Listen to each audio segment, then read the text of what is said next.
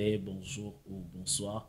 Cela dépend de l'heure et de l'endroit où vous nous suivez. Nous voici encore en ce jour pour notre nouveau numéro de l'émission Le 30 minutes essentielles pour se maintenir dans la foi. Une émission organisée par l'église Parole de vie Mombele. En ce jour, nous serons en train de recevoir pour vous le pasteur Christian Liko, qui est le pasteur de l'église Parole de vie Mombele.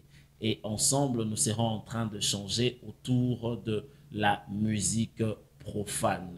Bonjour, pasteur. Bonjour, frère Jérémy. Nous sommes heureux de vous avoir sur notre plateau de 30 minutes essentielles pour se maintenir dans la foi. Merci, merci beaucoup. Voilà, ce soir ou en ce jour, nous serons en train de parler autour de la musique profane. Pasteur, nous voulons déjà commencer par connaître comment est-ce que nous pouvons définir la musique profane ou qu'est-ce que vous entendez sur la musique profane.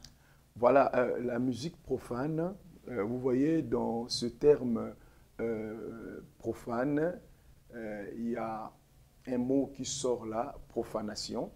Vous voyez, donc ce qui est profane, nous pouvons le définir comme ce qui va à l'encontre de la pensée de Dieu, ce qui ne respecte pas les choses sacrées. Alors, lorsque nous parlons de la musique profane, nous voulons tout simplement parler d'une musique qui ne respecte pas la volonté de Dieu, la pensée de Dieu, qui ne respecte pas ce qui est sacré. Voilà, c'est en quelques lignes comment nous pouvons définir la musique profane. La musique profane, c'est qui ne respecte pas la volonté de Dieu ou c'est qui ne respecte pas le sacré. Pasteur, est-ce que nous pouvons comprendre que chaque musique véhicule-t-il un message? Oui, c'est cela. Dans chaque musique, il y a un message.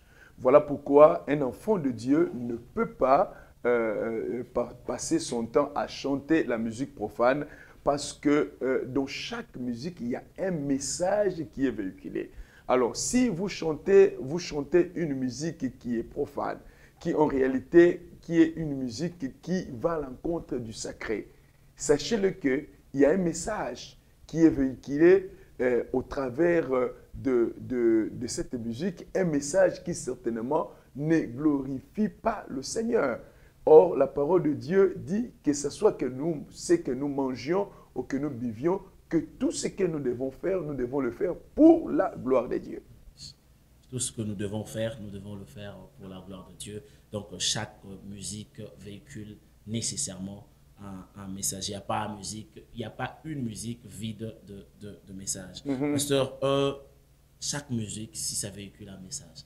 Donc, nous devons aussi comprendre que chaque musique glorifie quelqu'un ou glorifie quelque chose, ou encore il peut y avoir une musique qui ne glorifie rien. Ah, oui, il y a exactement chaque musique que nous avons dans ce monde glorifie quelqu'un.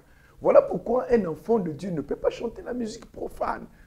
Dans cette musique-là que vous êtes en train de chanter, qui est glorifié? Est-ce que c'est Dieu qui est glorifié? Est-ce que c'est l'homme qui est glorifié dans cette musique? Et qui est glorifié? Alors, dans une musique profane, en général, c'est Satan qui est glorifié. Dans une musique profane, en général, ce sont les œuvres du diable qui sont glorifiées dans cette musique.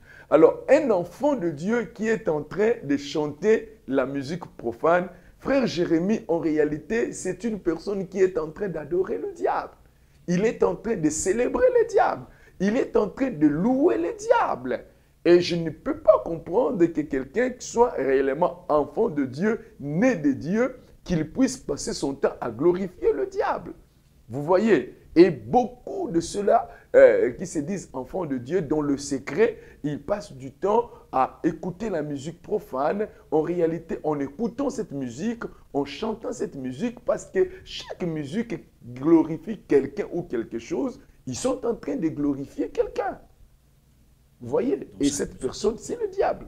Ok, gloire au Seigneur. Donc, chaque musique a quelqu'un que ça glorifie. Donc, soit ça glorifie Dieu, soit ça glorifie le diable.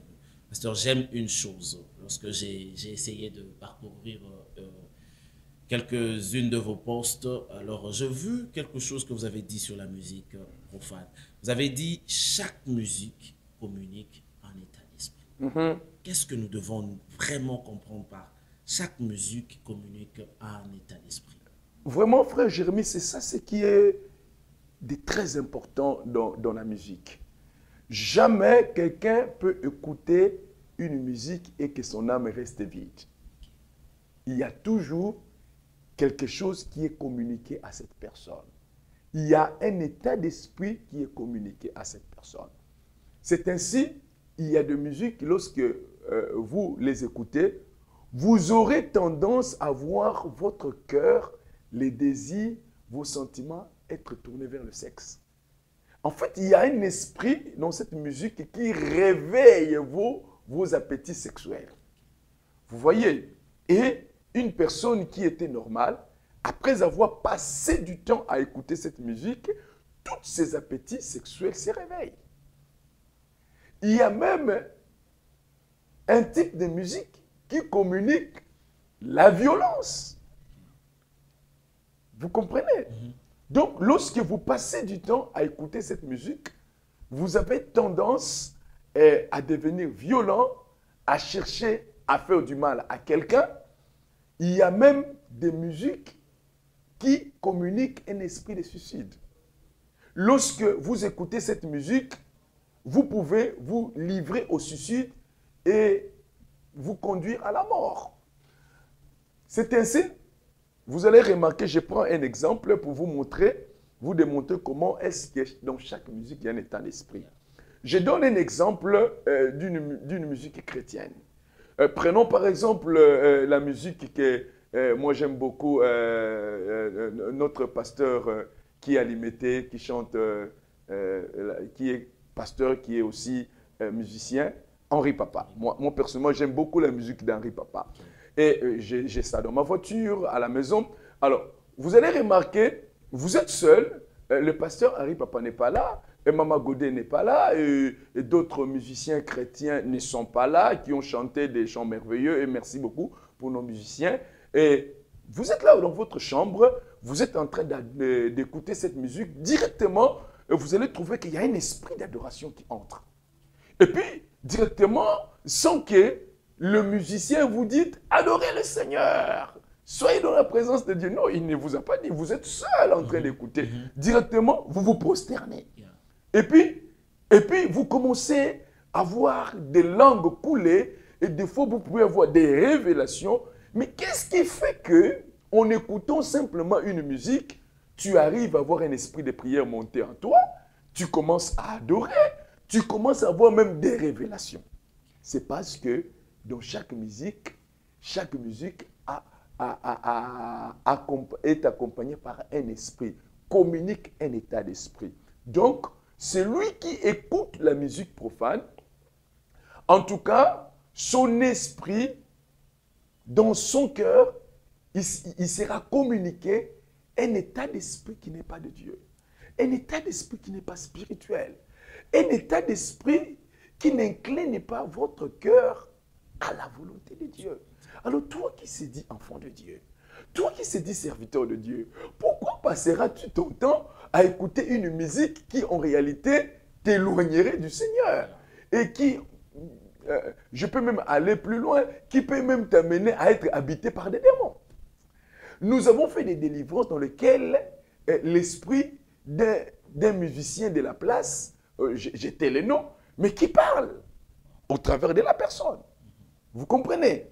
Vous sentez un démon de quelqu'un, d'un musicien, un grand musicien, entre guillemets, du monde, qui parle avec la voix de la personne dans la personne.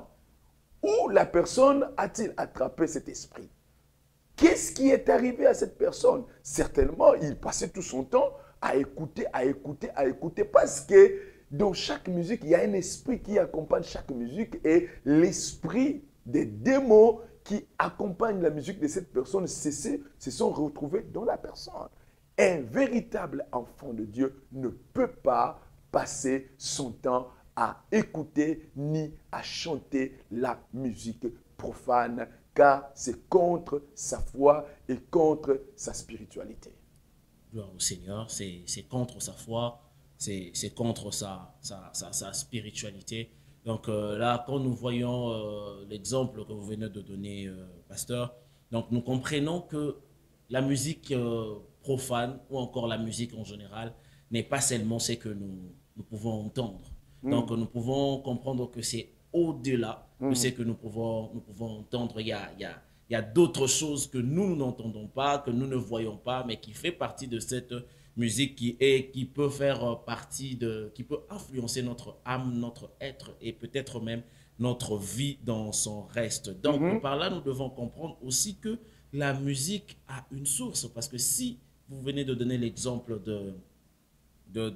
d'une délivrance où il y avait l'esprit d'un musicien de la place qui pouvait parler. Donc nous pouvons comprendre que chaque musique aussi a une source. Exactement, frère Jérémie. Chaque musique a une source.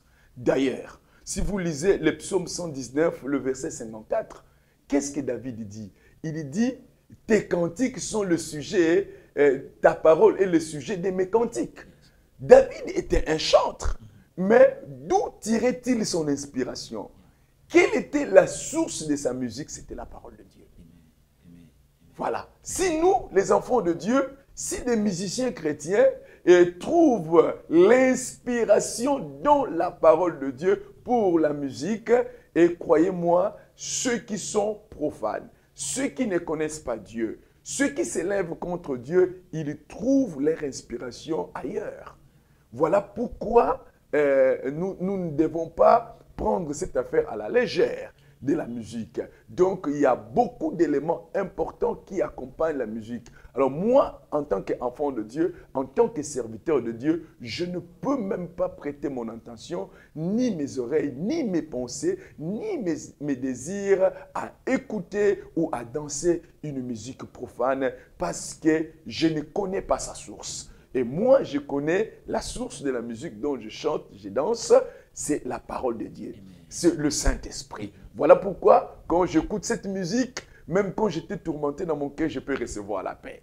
Quand j'écoute cette musique, même quand j'étais en train de perdre la tête, la foi peut revenir. Quand j'écoute cette musique, même quand j'étais faible, je peux retrouver ma force spirituelle. Vous voyez, donc c'est merveilleux que de passer son temps à écouter la musique chrétienne dont la source est les Écritures. Yes, gloire au Seigneur. Donc, quand la source de la musique chrétienne est les Écritures, donc nous comprenons aussi que la musique profane a sa source à elle. Pasteur, pouvez nous dire aussi, est-ce qu'il y a une idée sur la source de cette musique? De quoi s'inspire cette musique profane et c'est quoi sa base spirituelle? Parce que vous avez dit que ça peut influencer notre vie, ça peut même nous amener à être habités par le démon. Alors, c'est que ça doit avoir aussi un soubassement spirituel. Exact. Alors, est-ce que vous pouvez un peu nous parler de cela? Jean 10 dit, le voleur ne vient que pour voler, égorger et détruire. Donc tout ce qui va à l'encontre de la pensée de Dieu vient du voleur, vient de Satan, vient du diable. Tout ce qui peut amener l'homme à se détourner de Dieu, à s'éloigner de la vérité de la parole, tout ce qui peut amener l'homme à s'affermir encore davantage dans le mal et dans le péché. Nous avons parlé de cette musique qui peut amener quelqu'un à devenir violent, immoral, cette musique qui peut amener même une personne à la suicide, cette musique qui peut amener une personne à toute forme de dépravation. Mais cette musique-là a une source, le diable, parce que seul le diable qui a le mandat de voler, de détruire, d'égorger. Alors moi, en tant qu'enfant de Dieu, je ne peux pas passer mon temps à écouter la musique profane, quelle qu'en soit la manière dont cette musique a été conçue. Gloire au Seigneur. Donc, peu importe la manière dont elle a été conçue, vu sa source, cela n'est pas vraiment utile et peut-être même pas permis. Et pour notre propre sécurité, cela n'est pas conseillé. Alors, pasteur, nous pouvons savoir, parce qu'aujourd'hui, nous retrouvons certains enfants de Dieu et même serviteurs de Dieu, si je peux aller très loin, se retrouver dans un mélange de musique. À un moment, on le retrouve dans la musique profane, en train de le chanter. Et quelque part ailleurs, on le retrouve encore dans la musique chrétienne en train de chanter.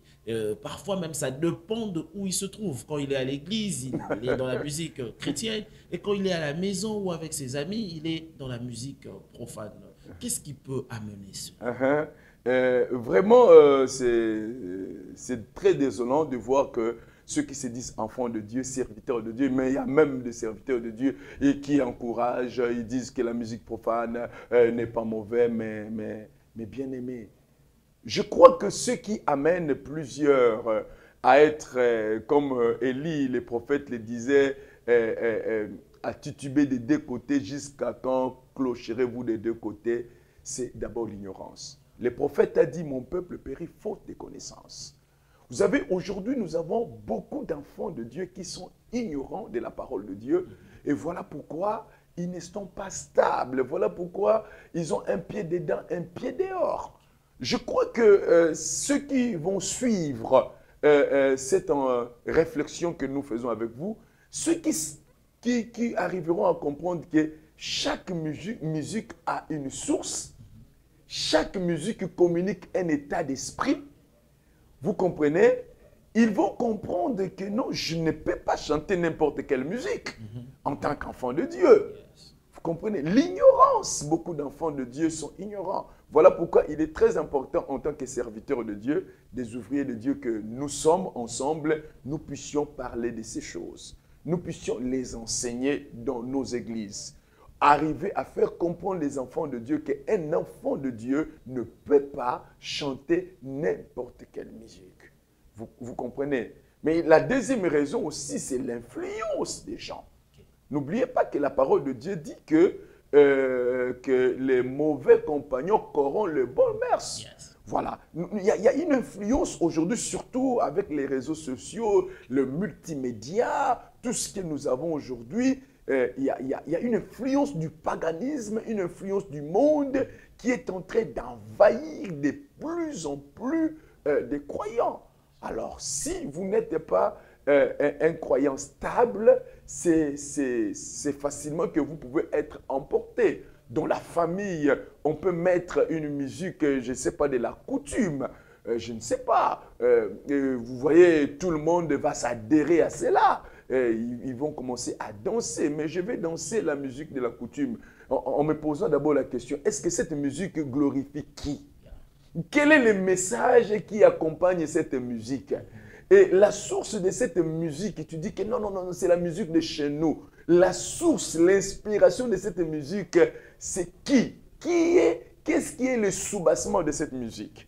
Si je ne connais pas la source de cette musique, je ne connais pas si ça glorifie qui, pourquoi est-ce que je dois chanter cela? Vous voyez l'ignorance et l'influence. Vous voyez, j'ai vu des chrétiens dans l'église et comme vous le voyez dans le deuil, tout ça, et on met la musique, comme on le dit, la musique de chez eux, ils vont le chanter, et vraiment avec force, ils vont danser, tout ça. Vous comprenez? Tout ça, c'est dû à l'influence et à l'ignorance. Mais il y a aussi l'immaturité. Beaucoup sont immatures. Vous savez, un immature est incapable de dire non. Vous voyez? Il est incapable de présenter sa position face à quelque chose. Vous comprenez? La parole de Dieu est claire. La parole de Dieu dit, soit quoi que vous mangiez, vous fassiez quoi que ce soit, faites tout pour la gloire de Dieu. Alors, peu importe ce qu'est cette musique, est-ce que cette musique glorifie Dieu pour que moi, en tant que croyant, je passe mon temps à chanter cette musique? En tout cas, là j'espère que tout un chacun de nous, chers téléspectateurs, là où nous sommes, nous comprenons ou nous recevons de réponses par rapport à différentes questions que nous posons sur la musique profane. Pasteur, nous voulons aussi savoir, nous croyons que ça pourrait être la dernière question de notre entretien. Est-ce que la musique profane, on peut dire aujourd'hui que la musique profane est un péché? Oui, c'est un péché et même un grand péché. Et ceux-là qui chantent la musique profane, qui doivent le savoir que ça les éloigne de Dieu. Car le terme profane déjà c'est quelque chose qui est contre le sacré, qui est contre tout ce qui est de Dieu. Un enfant de Dieu qui chante la musique profane doit comprendre une chose, frère Jérémie, il y pêche contre Dieu. Il ne glorifie pas Dieu, il s'éloigne de Dieu. Et s'il le faisait, il doit arrêter parce que Dieu n'est pas avec lui dans ce qu'il est en train de faire là, en écoutant, en chantant et en dansant la musique profane. Gloire au Seigneur, en écoutant, en chantant, en dansant la musique profane, nous ne sommes pas en train de glorifier Dieu, nous sommes en train, au contraire, de nous éloigner de Dieu.